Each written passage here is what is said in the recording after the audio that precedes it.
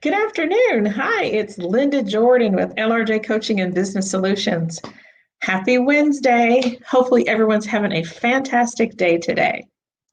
So, you're probably wondering, what am I going to talk about today? Well, normally I'm talking about leadership skills, um, finding your passion, things that you need to be focusing on, tips and tricks, things of that nature. But today we're going to do something different. And that's because, excuse me, I've got a lot of questions about how I started my rental property business. And so I just wanted to share 3 tips with you today that will help you if you are a landlord out there and you're struggling with your rental properties, or if you are someone who is in corporate America, you're stressed out, you're burned out, you're ready to jump ship and find your passion and start your own business, and you want to be a landlord. Well, there are a lot of benefits to being a landlord. I call it mailbox money. So today I'm going to share with you 3 tips. If that's what your passion is and you want to find out, how can you really do this? How can you be successful in managing rental properties and still make some money at the same time? So that's why I call it's mailbox money. So it's I enjoy it. I've been doing it for that's the turn thing. I think it was 2007.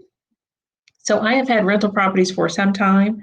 And so one of the tips I will share with you, this will be a bonus, is always start in your backyard. And so several of my rental properties are within the community in which I live. And so it gives me an opportunity to help people in the community find a place. And then some cases, it just depends on what's really going on, but you're able to help someone out. So always start in your backyard. But if you are a landlord, the first tip of the day is, or particularly if this is your first time managing properties or being a landlord, the first and most important tip is to manage it yourself. Do not pay for a property manager when it's your first rental property. Now, definitely once you've figured out all the tips and tricks and you know exactly what you need to do, definitely hire someone so that you can focus on other aspects of your business, or you may be doing something else. But if this is your first property, my tip is to manage it yourself, and you do that so that you can understand all the ins and outs of what it takes to be a landlord. You want to be able to understand the processes that you need to go through to manage the property, understand the tenants. And so that's the most important thing that you want to do. My first property that I purchased, rental property, I managed it myself, and I did it for, probably about 5 years. Loved every single moment of it. I got to know the tenants, and they weren't really tenants. They were more like friends, but we still had a business relationship. And so that's the really important thing, is that you want to treat your tenants the way that you want to be treated. I was a tenant once, and so I know what it's like. And so I said that, the landlord that I had years ago, I never wanted to be that way with someone if I became a landlord. And so treat people the way you want to be treated. Tip number 1, so make sure that you manage your own properties first. After you've got that down pat, you completely understand the process, you know what you need to do, then hire a property manager. I would definitely recommend doing that. And there are a lot of great property managers out there, so definitely do that. The second tip is make sure that you have a good rental agreement. Oftentimes, sometimes, that's kind of weird. Oftentimes, sometimes we as landlords don't think about having a written legal agreement. And that's so important. And it's so important because you want to make sure that there's an understanding between you and the person renting your property, that they're going to stay in that property for a certain period of time. I recommend doing a year's lease. I wouldn't do anything less unless you're doing short-term leasing, such as like an Airbnb. And then you really don't need a lease. But you may need to work with someone who, maybe with COVID going on, it may be someone that's traveling, like a traveling nurse.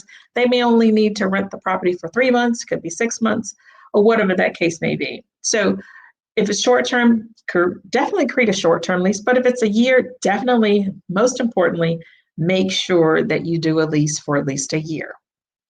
So In that lease, you want to make sure that you have all the nuggets and components about that lease because you want to make sure that level of understanding is clear across the board. Most importantly, you want to make sure that you have information around how much rent is due, when it is due, and how the rent will be paid to you, whether it's through a paycheck, it's cash, you're going to pick it up and give them a receipt. Most of the times now, everything is done electronically, so you can use various software, such as some people use Cash App. It just depends on who you're working with.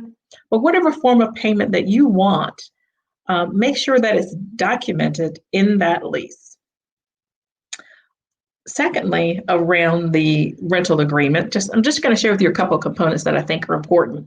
Money number one, of course, the rent when it's due, the deposit when it's due, and how that is portrayed in the lease to making sure there's a level of understanding around, if the person decides to leave the property, whether it's at the end of the year or in the middle of the year, how that deposit will be paid or if it will be returned to the tenant. But that depends upon all the stipulations that are inside the lease, such as I love pets. I love dogs. Not a fan of cats so much, but they're okay. But when it comes to your rental property, and no offense to anyone that loves pets at all, but if you're managing a rental property and you particularly have carpet, you want to make sure that there's an understanding about how that pet is going to be handled in the property. So making sure there's a pet deposit, or some people don't accept pets at all. That's your choice. So, I would just suggest if you do decide to allow pets, making sure that you have a pet deposit, and there are some ground rules about having the pet inside the home. Because also think about it, sometimes some locations don't allow pets to be on the outside. Some cities don't allow dogs particularly to be chained up outside. So the pets may need to be inside, but make sure there's a clear understanding in the lease, particularly around the pet agreement, around how you want to make sure that that relationship or communication is going with that tenant. Secondly, one of the things I learned, which is a big tip, is that air filters. Your HVAC is one of the most important and expensive components of a rental property. So you want to make sure that that is being taken care of very good by the tenant. So in your lease, you can also include tips around when to change the filter. One of the things that is a good nugget is if you can provide the filters to the tenants, and there's a company that does that if you choose to do that option. But make sure there's a date on the tenant, a date on the filter, so that there's a reminder of, okay, change it every quarter and have the tenant put the date on the filter. So that's a reminder for them, and it's a reminder for you as to how often that filter is being changed. The next tip around that goes in the lease is the lawn maintenance.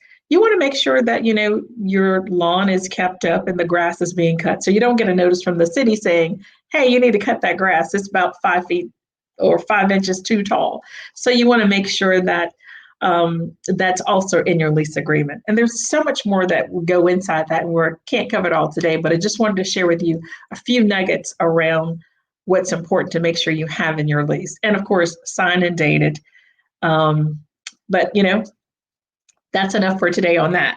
The third tip I wanted to share with you today is always, always, always do your background checks. That is so, so important. As landlords, sometimes we can get caught up with, finding someone and having a great conversation, and you just forget all about that. You've got the deposit money and you're ready to go. Well, you're not ready to go. You want to make sure that you do a reference check. You want to make sure you do a background check. And nowadays people are doing a criminal check because you want to make sure that you know who's living in your property and who's in that neighborhood, or it could be the neighborhood you live in. So you want to make sure you have an understanding of who's in your property and who you're building that relationship with. So always do your reference checks, your background checks. Oftentimes, some landlords may not want to do that because there is an expense.